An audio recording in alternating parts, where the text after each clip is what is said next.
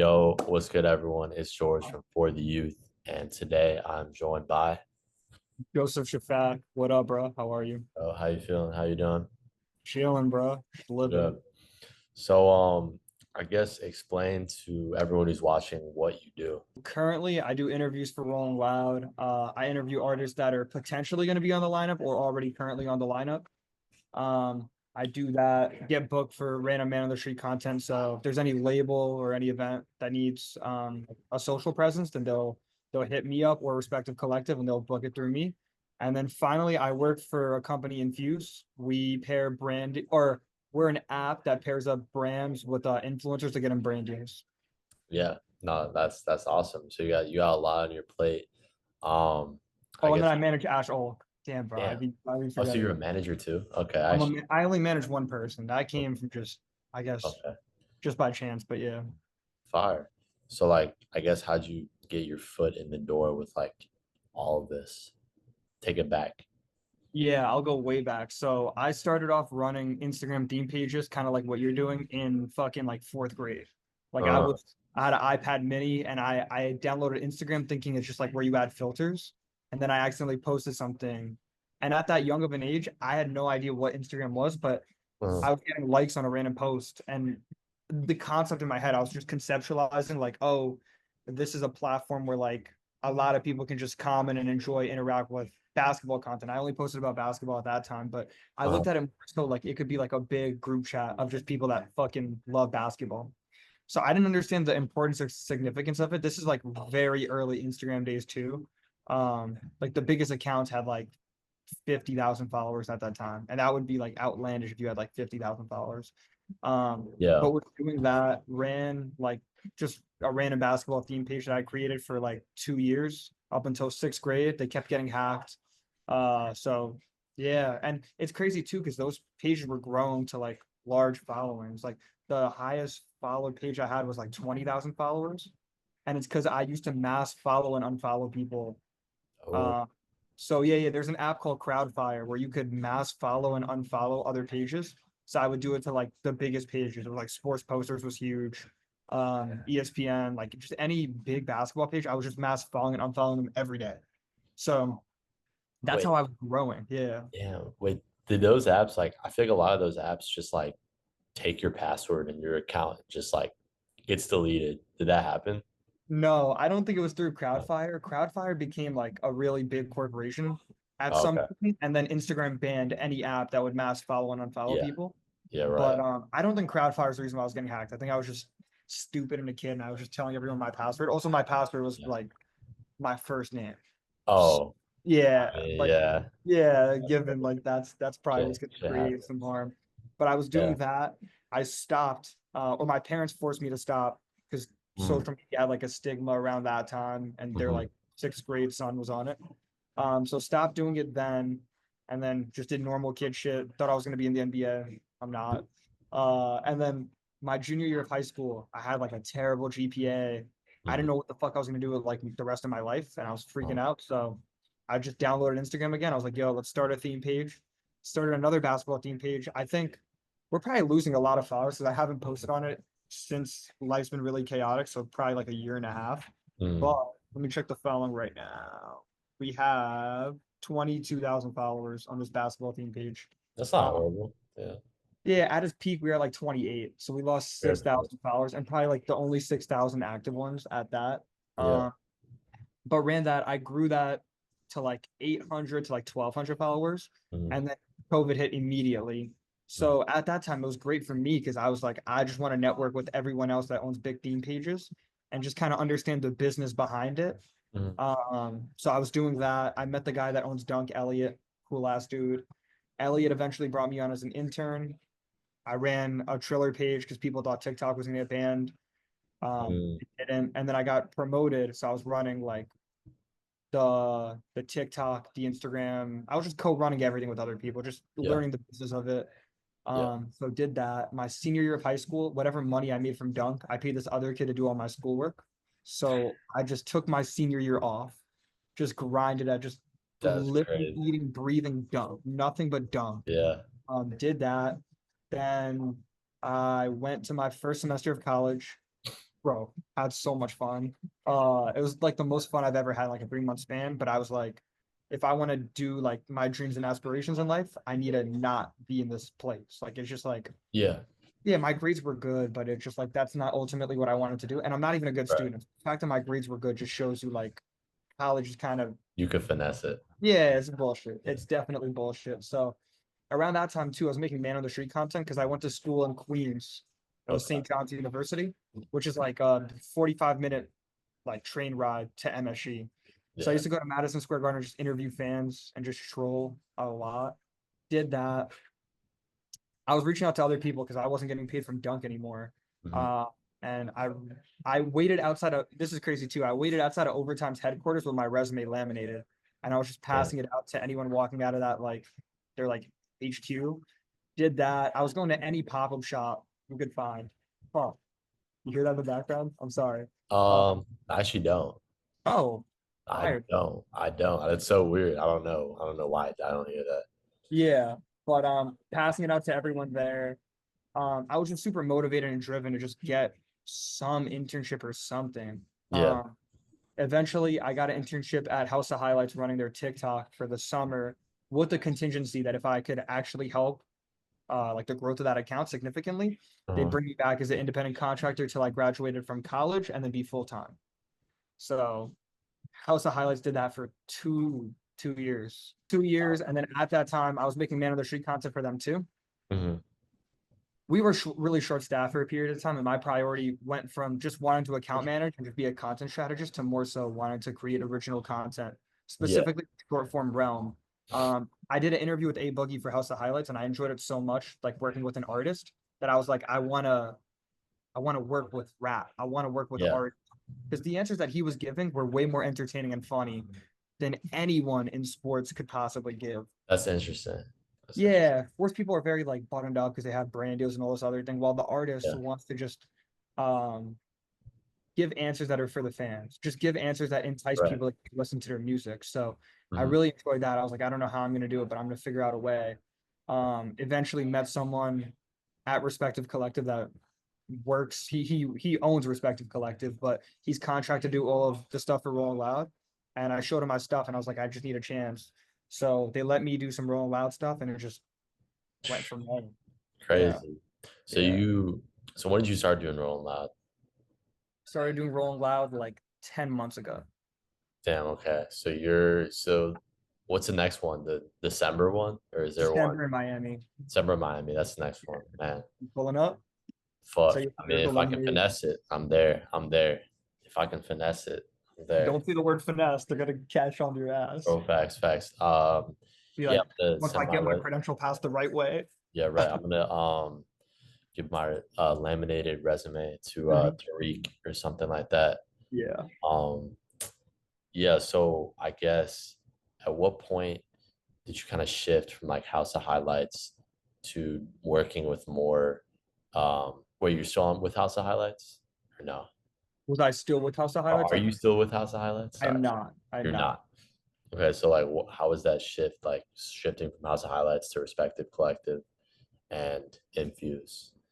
So it's weird because it was a bit of an overlap. I was doing House of Highlights work, and they used to give me like time to just make man on the street content because we were short staffed. They no longer had the time to give me back my hours for.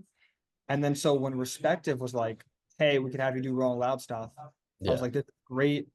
This is a whole new lane I could tap into." So I would do this thing where like I went to school full time. So I'd go to school. I went to community college after St. John's. yeah. This is like a year ago. I don't even know how I juggled it, but I would go from school directly working at House of Highlights, doing all my work there. And then Hmm. the second I was off shift, I would run, catch a train to the city, be late to like a rap show, and then interview artists. Then get home at like 1 a.m., sleep till 7, get up, go to school, and then repeat. So Damn. sleep schedule, everything was just fucked. And it's also like all the money you're making, you're spending on this commute to the city every day. No, exactly. Like what was it? What are you taking it? You said a train? Like just the Yeah. Yeah. so I was breaking even maybe at that point off yeah. everything just because of the expenses and everything really added up. I looked at it more so like this is an investment. Like if I spend this money, I think in some way it'll come back to me in some other form. Like I just think the Yeah. publicity of being on Rolling Loud's platforms and whatever will pay dividends. But it was cool and it wasn't at the same time. It's like being that busy, you can only do it for so long. So Yeah. I did that and they told me I wasn't allowed. They said I was allowed to do Rolling Loud stuff at first, like Mhm. my boss, whatever. Yeah. And in a meeting with someone else, she slipped up and she said, let him do interviews with Rolling Loud because they're not going to do any numbers on social anyways. So she was just like, Damn. huh? She just like And let it. then That's crazy. when it started doing numbers, then I kept going to HR meetings and they were like, you can't do it anymore. You can't go to Rolling Loud. You can't do these interviews. You have to do one or the other. And Rolling Loud wasn't paying. So it's just like, Yeah. what am I going to do? I wasn't allowed to go to Rolling Loud, California. I went anyways, and I was like, I'm gonna get fired from House of Highlights now that I'm here. I'm just Uh-huh. not gonna tell them. So I posted nothing on my social. I just hope they wouldn't find out. And it was posted on a bunch of socials and publications. Got like full-time job offers from like multiple, like overtime, House of Highlights, the Crew League, Our Generation Music, because I can do like other social media stuff and I Mhm. don't need to be tied down to just one thing. And the team is growing. I do think like Infuse, it has like a big like it is the future to a degree. Like we do work really hard to have like good sponsors on the app. So it's like it's one of the only ways in which micro influencers and macro influencers could both get paid on a platform. Like once you're sign up to the app and you get approved, Yeah. you just sign up or you apply, they call it an application. You apply for a brand deal and we look at your numbers. And then if you actually do numbers that make sense, we pay you directly out after you post. And yeah, it's a seamless way. So I was happy to just work with more micro and macro influencers. It's like House of Highlights, the pages are so big. Getting a million viewed video on any platform is just like whatever. We really don't care. But getting a million viewed video for like an artist is a humongous deal that's celebrated. And then also for the influencer side, it's like getting an influencer paid after a lot of hard work is like fulfilling to see like the excitement and Yeah. happiness they have after built up from all this other stuff. Not that it was a lack of it, but it's more so like I feel like I have so much more like fulfillment in life. Like just waking up every morning knowing you're making a difference in someone else's life just feels really good. Like the stuff that you're doing now is like more like I guess niched and like more fulfilling versus House of Highlights is just like this big corporation, like a bunch of moving parts, bloated, like It's a content machine. Like yeah, they out of all the pages, like they do numbers on social, which is a great thing, but it's just like the effort level isn't always there because it's like you can always find a video that's doing well and post it and it'll do well. literally. Yeah. Yeah. Especially the scale of it. Like I was posting every 15 to 20 minutes on TikTok, every Wait, hour on Instagram. 15 to 20 minutes you were like resurfacing, re-uploading content?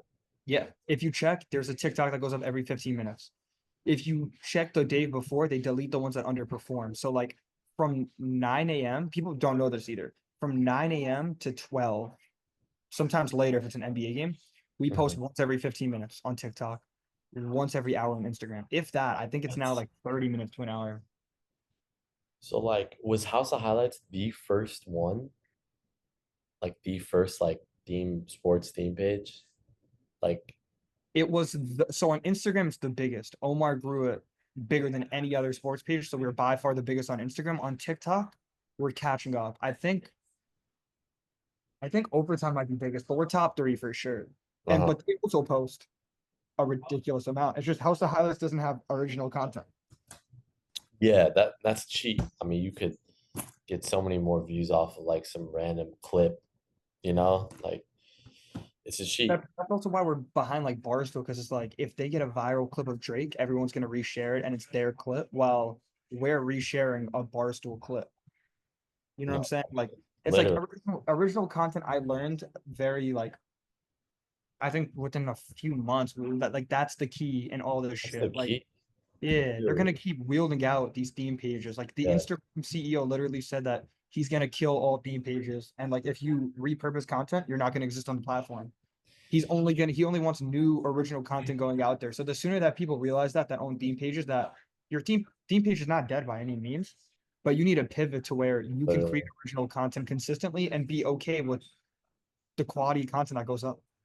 No, That's what actually. people realize at times. Yeah, I feel like there's like a very like thin line between like what exactly is a resurface content because like I feel like some things are like it's like someone reacting to something. So does that count as original content?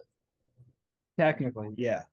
But that's the thing. I feel like depending on how far they go with this, maybe they start not considering that as original content as time Exactly. progresses. It just we don't know how far they Right. want to go.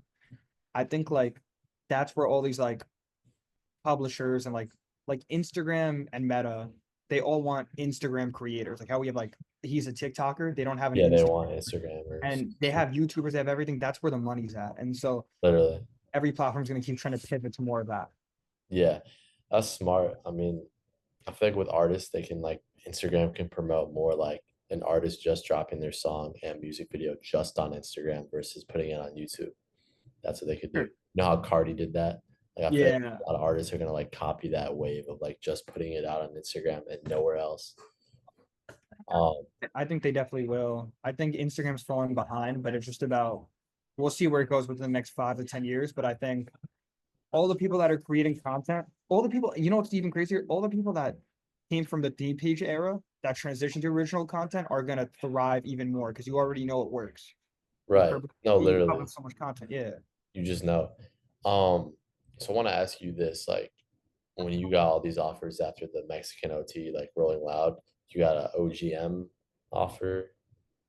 What else? What? That's the thing with all these things. Like you can't publicly say it Oh, okay. because yeah. Never mind. Like I'll tell you exactly how the conversation went. My bad. You're probably not going to be able to see that, but it was like our generation music. It's Eli. You know Eli Marmoon? Maybe, maybe not. He's Maybe. so he owns the Crew League. Hmm. Uh, Oh we're, yeah, I we're, think I spoke to him. yeah, yeah. So I was talking to him, and he offered me something for our generation music, as in like we could have you be like Well of New York, Right. where I would be doing short form interviews here, and then that offer wasn't coming in time. Like I don't know what the holdup was, but I was getting other offers that had deadlines. Like the other full time contract I were getting were like you have 2 weeks to decline or approve. But I was definitely in talks with Overtime, our generation music, the Crew League, which they're owned by the same person. Oh, OGM and Curly, yeah, right. Yeah, it's through Eli has some relation where he owns part of it. Yeah. So it was just through him. Um, who else? I've had weird ones, man. Like I remember at one point it was G Fuel that I was like heavily in conversations with, You were which in it would be conversation with cool G Fuel? now. Yeah, yeah, because their headquarters are by my house, but heavy conversations there.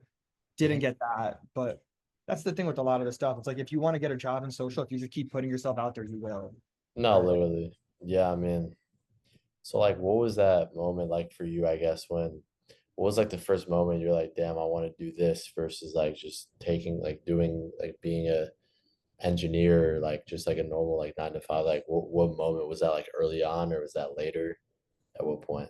Yeah. So early on, like as a kid when I went to school, if I didn't wasn't interested in the topic, I would not give a fuck. But like to the level of like I would just tune out whatever the fuck's going on. Yeah, And I learned like I can't force myself to focus on something I don't enjoy. And literally. just that, I was like, I don't think I'm smart enough, or I am smart enough, but definitely don't have the drive to become anything I don't want to become. And I definitely don't want to be a doctor, engineer, anything like that.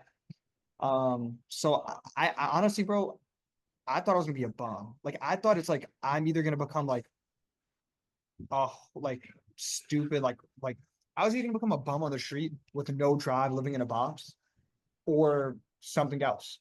I didn't even know what the something else was. I just thought like when I was really young, I was like professional soccer player because I was playing competitive Yeah, soccer or bum. And then I became basketball player or bum. And now it's yeah, social media specialist or whatever or bum. Like I yeah. don't there's never been like a plan B in a way. I No, I mean, feel I that. went to school to be like a therapist or something, but I don't know what I really would have done with it outside of it. Yeah. Okay, that's interesting. And then like I guess what has been your favorite interview to do? Ooh, it's tough because a lot of these, like, I don't realize in the moment how much I truly enjoyed it till later on. I don't know if you have some of these feelings too, but like when you just finish an artist interview and then 2, 3 weeks later, you realize like, damn, I should have asked him that. For Um, sure. Yeah, all the time. Yeah, I Yeah. feel like I guess mine would be the Mexican OT one just for the significance of it. Like when I went to Rolling Loud LA, the videographer I was with lost all the audio day one. So I had Damn. zero audio from day one. And everyone else was posting their stuff and it was doing numbers. I had nothing to show for day one. Day two, I found out. Like day two, the morning, I found out we have nothing from day one. And I was really confident in a lot of those clips. I had a really good one with Sugar Hill D Dot. Never see the Wow. light of day, like iconic. I had him and his friend do like a friendship test, but they just started interviewing themselves with the Rolling Loud mic. So I was like, oh, this is gonna kill. Yeah. Don't have that. There's BOB That's kosher great. interview. That was fire. Don't have that. So I was bummed out day two. Yeah. Day three, I was like, yo, I gotta just throw shit at the wall. Yeah. Uh I saw a clip on the Schultz podcast where Mexican OT's like, I got an onion in my pocket. That's all he Mhm. said. I paused it and then I begged some dude at like a food concession stand, like, bro, give me a raw onion. He made me pay like 20 bucks for Yeah. it. Bought that shit for 20 bucks. I was like, yo, this is gonna hit. I did it. And even at the moment, like when I finished it, I was like, oh, this is whatever. Like, I don't know if this is gonna do anything. I posted that clip. It was like Boom. my third clip of the day. Left rolling loud. I thought I was like never gonna do another artist interview ever again. So I was like depressed on the flight. Uh, I got to New York. That clip has like 800,000 views just from the flight from LA, where it had like, and it started off slow. That shit had like yeah. 1,200 views in like 3 hours. Fuck. So That was yeah, probably hella demotivating. You're just like, what the fuck? I went on that flight and I was like, yeah, like I'm cooked. Like I'm gonna get home, I'm cooked. I give it my best effort, whatever.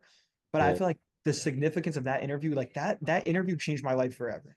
Like if that interview never happened, I probably wouldn't have a full-time job. I Yeah. probably would still be at House of Highlights. I probably might not even have Rolling Loud because I did that bad in those 3 days of rolling. Damn. Like, yeah, like that clip That's changed my crazy. life. That's So that's actually wild. I have so much love for Mexican OT. I love onions. Holy shit. Like You I don't gotta, like that's your brand now. You gotta like get a t-shirt with like an onion on it or some shit. low key, right? Nah, that's fire as fuck. But yeah, no, I'm always gonna have like that moment, like just stuck ingrained in my head forever. And I feel like it's one of those things where people always say like you strike gold when you least expect it. Like when I left, like I can't even put into words. Like it was defeated, like cooked. Um, yeah, Yeah. I didn't talk to anyone that night. Like I remember we finished up the festival, we went into SoFi Stadium. Uh-huh. Everyone's like high-fiving, like great weekend. I didn't say one word. I was just sitting at a desk alone, all the way in the corner. I was stressing. I was like looking at all the footage. I'm like, what can maybe do something?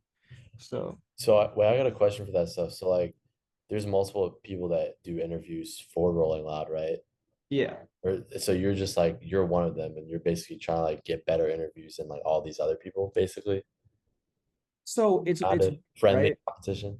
Yeah, it's definitely on some friendly shit, right? Like I think it's not a competition because it's like everyone has their own style and everyone's there for their own reason. Like for example, Emwell was doing a lot of skits. Yeah. I, no matter what I do in life, will never be able to touch the creative vision of what Emwell does when he does his skits. Like he had one that hit where it was Nicki Minaj performing Starships, and Hmm. he had what's that shit called where you're trying to figure out what the song name is? Shazam.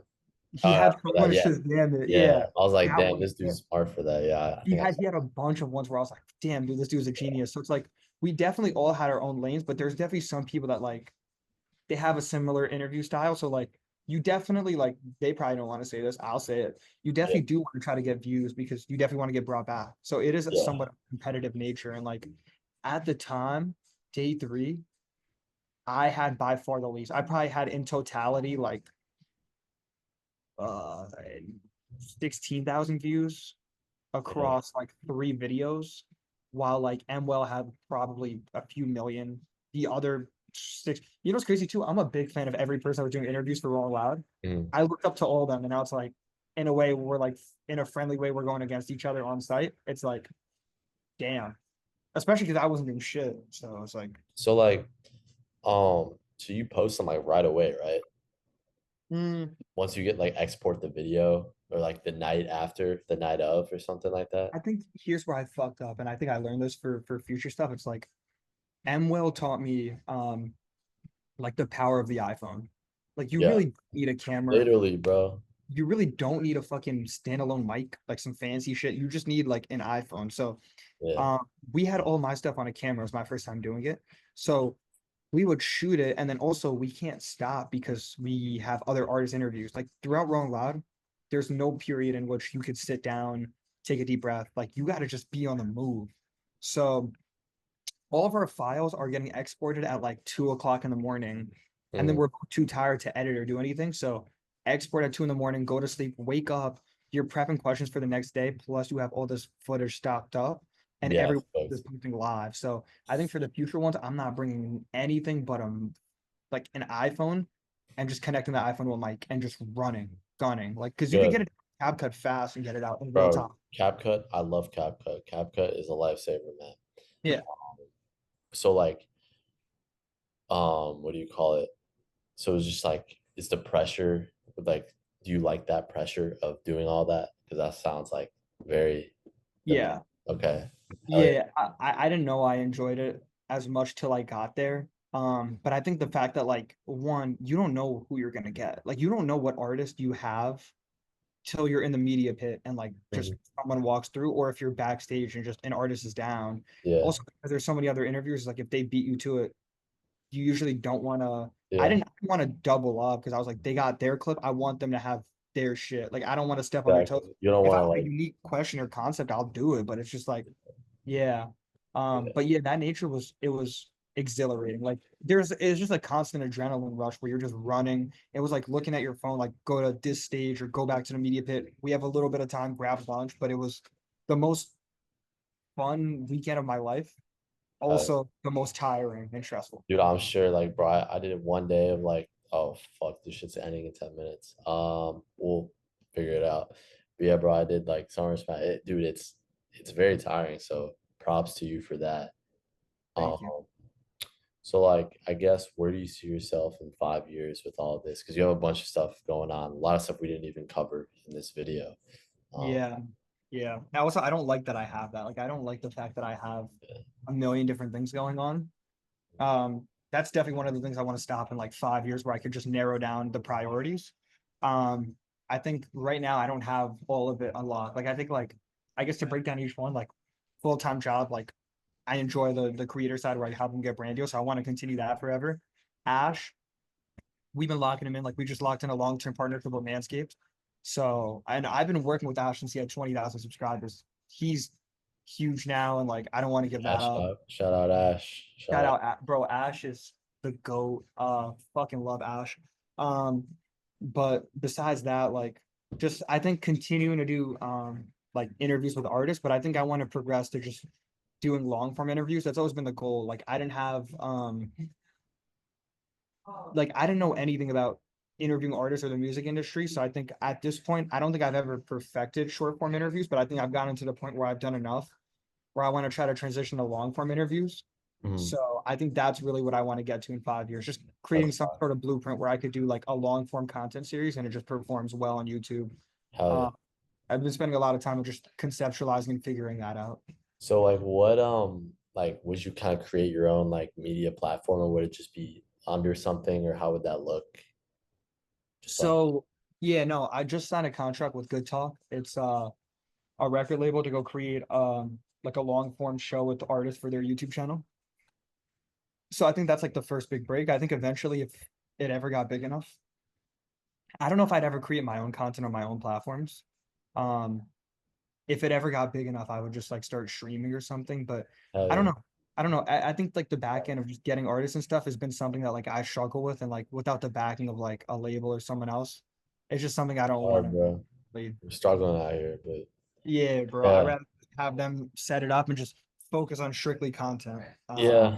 Yeah, no, I mean, we're definitely gonna have to do a follow-up interview at some point so we can get to know Okay. like, you know, everything. We got a couple more minutes. I just want to ask, what is like advice you'd give to someone that's trying to do what you do? What Um, they should do? yeah, no, I love this question because I think there's so many things you could do. I think for me and you, like once you start doing everything you've been doing, like one before the youth. Forever. I can't pinpoint a day. Like I've been doing different things at different points in my life, but like probably like 2 years ago. So, okay, that's perfect timeline. I feel like now is the only time where every platform has a short form vertical in which you could get explored by a bunch of people. So if you ever wanted to start creating content or just doing short form interviews or anything else I'm doing, if there's a will, there's a way. So like you can definitely go outside. You don't need any fancy equipment. I think just go and just start creating. Like I think I've definitely created content that sucks you can find on the internet, and I hope no one finds it. But I'm sure everyone has a bunch of does and misses. I think as long as you have the confidence to just ignore other people and put it up and just see what the perception is online, you'll get Yeah. somewhere with it should. Yeah. Okay, word. And then so you work with Respective Collective. So that's comprised of a bunch of different videographers and photographers, right? Yeah, they call it a collective of creatives. Collective So of creatives. yeah. Shout out to Respective Collective, they're killing it. But right now, who's the coldest videographer on Respective Collective? A lot of pressure, bro. Yeah, people are gonna get mad at this. The coldest videographer. Coldest. Um, I got to give my shout out to Ethan before I say what I'm going to say. Ethan, he shoots all of my short form interviews for Rolling Loud and just anything I need. I work with him, known him for years. The coldest one is Greg though. I don't know Right. if you know stuff. Greg has a camera on Instagram. Okay, His bet I'll stuff is follow. insane. Yeah, yeah, his stuff is on a different stratosphere. Um, I don't. I think everyone has their own pick. I think for me, the reason why it's him is just like the extravagance of like how far he goes with everything he does. Yeah, Um, but I think we have people on the team where like Greg is great when it comes to settings like that. Like any big festival, any big event, the recap video will be insane. But we definitely have some people on the team that are just like super creative. So if it's some other stuff, then I'd probably pick a different videographer. It kind of just depends like what you need someone for. But the team at Respective, bro, they have everything, and the team's only growing. So I'm excited to see only growing. what we do in Yeah, like a few years. yeah. So you talked about Infuse, Respective, Rolling Loud. Um, any other like that's a lot. That's three like separate like companies that you're working for. So do you have time to like do anything else besides all this? Yeah, I mean, yeah, I don't know. My schedule is like kind of just all over the place, but there's definitely like free time during the week. Like I have a few hour gap over here. My weekends, I try to just like unwind from all this shit. I'll do a lot of like Ash's business outreach, setting up meetings for him over the weekend. But I think my schedule right now, it might sound chaotic, but like if you really think about it, there isn't a Rolling Loud or Respective interview that often. It might at this point it's like once every 2 weeks. The summer's a little bit more dead than like Yeah. fucking October to like March. It gets super, super hectic. Um, but yeah, nah, it's really just for now it's been Infuse and Ash. All right. So here is the final question I ask all my guests on the Oh, I For the already know Youth it. Zoom. Yeah, you probably know what it is. What is your message for the youth? My message for the youth is stop taking other opinions to heart and go out there and create. If you want to, or wait, there's a quote from Sneeko. I'm probably gonna butcher it. Fuck. Yo, It's my favorite quote. He said something like, at one point in life, he was scared to put himself in uncomfortable positions, and now he's scared to be too complacent. So if you feel uncomfortable, it means you're doing something right. Always put yourself in an uncomfortable position and just see what you learn. Uh, exactly. you never lose, you just learn. Exactly. Yeah. Shout out to you. Thanks for coming on. Plug your socials. You know where to find them. Yep. Joseph Shafaq on all socials, my first and last name. But yeah, thank you again, bro, for Yeah. having me. And hit his DM to if you want to perform at Rolling Loud, he'll plug you. But yeah, thank you guys for watching. I'm out.